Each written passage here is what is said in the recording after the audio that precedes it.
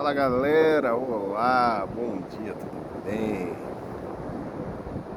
Eu gostaria de comentar aqui com vocês algo que Deus colocou no meu coração, né? Algo que eu tenho pensado a respeito, mais um devocional aí para o nosso canal. E esse devocional ele vem com um tom de alerta. O texto básico que nós vamos usar é 1 Coríntios 15, versículo 19. Lá o apóstolo Paulo afirma categoricamente: se esperarmos em Jesus só para esta vida, somos os mais infelizes dos homens. Tem uma outra versão que diz: somos os mais miseráveis dos homens. E então, todo versículo, né, ele vem com um contexto imediato. No contexto imediato, que são ali os versículos anteriores, vamos ali usar ali todos os versículos anteriores, desde o capítulo 15, versículo 1, até chegar no versículo que nós falamos agora há pouco. O apóstolo Paulo, ele nos diz ali a respeito da importância do fundamento do Evangelho em crer na ressurreição de nosso Senhor Jesus Cristo. E ele ali está lembrando os irmãos em Coríntios que eles creram na pregação do Evangelho. E nos primeiros versículos ele diz ali que o Evangelho é este, que o Senhor Jesus Cristo morreu pelos nossos pecados, foi sepultado, mas ressuscitou. E depois foi visto por Cefas, que é Pedro, os 12, que são os 12 apóstolos, depois por 500 pessoas. Então, nosso Senhor Jesus Cristo teve ali um pouco mais de 500 testemunhas oculares da sua ressurreição. E o próprio Paulo teve uma experiência com Jesus na estrada de Damasco, que ele viu Cristo ressurreto. Então, Paulo está mostrando ali para os irmãos que a nossa fé, ela tem uma base histórica, real, verídica, com testemunhas oculares, e que ela não é uma fé morta, ela é uma fé viva. E ele explica isso com muita propriedade nesses versículos. E ele fala: se foi por meio da minha pregação, por meio da pregação dos apóstolos, vocês creram. E aí depois ele faz uma pergunta que é a pergunta que é o tema desse capítulo. Fala: então por que entre vocês tem alguns que não acreditam na ressurreição dos mortos? E aí Paulo, ele começa a explicar. Porque se Jesus não ressuscitou, se não há ressurreição dos mortos, então Jesus não ressuscitou. E se Jesus não ressuscitou, a sua fé, a nossa fé é sem valor. A pregação do Evangelho é sem valor. Aí tem algo que é mais complicado no meu ponto de vista. Ele fala assim: então nós estamos testemunhando de uma ressurreição que não é possível, porque nós estaríamos tornando Deus mentiroso e nós estaríamos também trazendo um falso testemunho, né? E a própria lei de Deus nos proíbe de trazer falso testemunho. Então nós estaríamos pecando por falar falsamente o nome do Senhor e também atentando contra o caráter de Deus, que é um Deus verdadeiro, um Deus santo, justo, perfeito, né? E Paulo traz essas implicações aí nesse capítulo. Fala: olha, tudo o que nós fizemos até hoje, se vocês não crerem na ressurreição dos mortos, é sem valor, né? Tanto a nossa pregação, tanto a fé que vem pelo o ouvir da palavra de Deus é sem valor.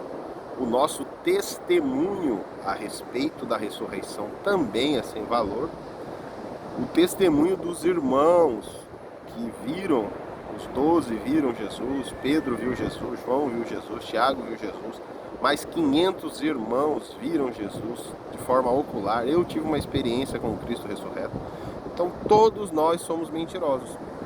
É isso que Paulo está asseverando ali, está mostrando para eles: é tudo uma mentira se vocês não acreditam na ressurreição dos mortos. E ele explica isso com muita propriedade nesses versículos, né? Ele mostra assim com argumentos lógicos, não é difícil de entender. Se você não acredita na ressurreição, logo a pregação do Evangelho, que é baseada na ressurreição, Jesus morreu pelos nossos pecados, para perdão de pecados, mas se Jesus só tivesse morrido e não ressuscitado, era como se ele tivesse empatado o jogo, porque ele teria morrido e perecido junto com os pecadores, então ele não teria resolvido problema nenhum, né? Continuaríamos mortos nos nossos delitos e pecados. E ele também cita nesses versículos, ele fala, então os nossos irmãos em Cristo que dormem em Cristo, os irmãos que já morreram, que não estavam com eles mais, morreram nos pecados.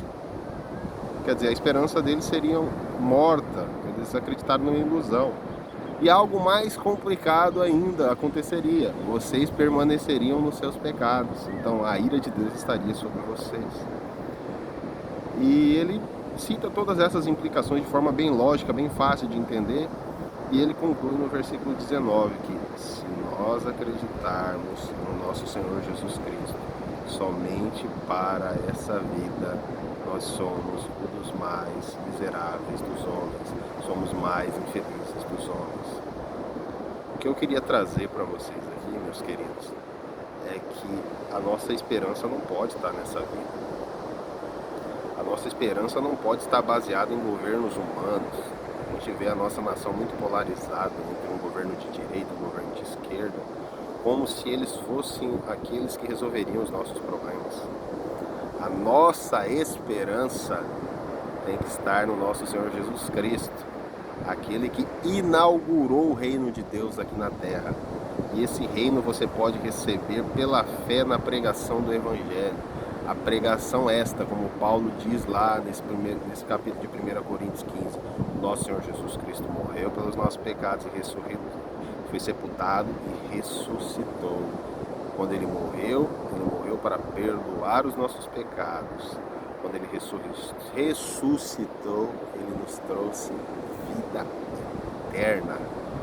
Então, a nossa esperança tem que estar muito além do que os nossos olhos podem ver. Os nossos olhos não viram a plenitude do que Deus tem reservado para nós. Nem olhos viram, nem ouvidos ouviram o que o Senhor reservou para nós. Nós cremos nas Escrituras. O Senhor Jesus Cristo apareceu para os discípulos, apareceu para aqueles 500 como ressurreto, mas nós hoje, na nossa era, no nosso momento, no nosso tempo, nós apenas cremos na pregação do Evangelho. Então, medite nessas reflexões, medite nesses versículos, medite nessa palavra. Será que você está pensando só no agora, resolver sua vida agora, seus sonhos, seus projetos, suas realizações, e está esquecendo que tem uma era vindoura, que tem a eternidade? Como você vai passar a eternidade? Você vai passar a eternidade celebrando com Deus a vitória do Cordeiro, a consumação do reino de Deus aqui na terra, ou você vai passar a eternidade debaixo da terrível ira de Deus junto com os demônios e Satanás? Onde você estará? Ainda é tempo hoje de crer na pregação do Evangelho. E eu repito, a pregação do Evangelho é essa: o nosso Senhor Jesus Cristo morreu para perdão dos nossos pecados. Todo aquele que nele crê não perece, mas terá a vida eterna. Eu quero finalizar essa reflexão fazendo uma pequena oração, para que o Espírito Santo te lembre de todas essas palavras, e que o teu Espírito Santo te impulsione a procurar uma Bíblia para você ler, entender e praticar tudo aquilo que está escrito lá. E que o Espírito Santo te impulsione para congregar, ir para uma igreja que professa a fé no nosso Senhor Jesus Cristo. A comunhão dos santos é muito importante para a edificação da nossa fé.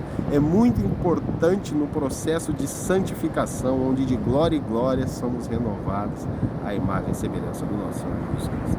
Então vamos orar? Pai querido, eu te agradeço por essa manhã maravilhosa, pela essa oportunidade que eu tenho de estar nessa praia linda com a minha esposa, com meu filho. Nós estamos aqui curtindo as nossas férias, mas o Senhor também está nos dando a oportunidade de pregar o teu Evangelho. E nós queremos, ó Deus, que este vídeo, ó Deus, que esta reflexão alcance as pessoas que precisam ser alcançadas, ó Deus, com a pregação do teu Evangelho.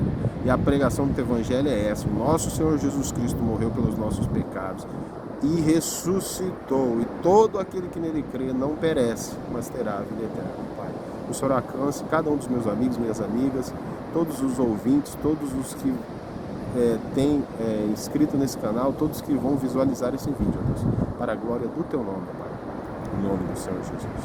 Amém. Que todos tenham um ótimo dia e que Deus nos abençoe.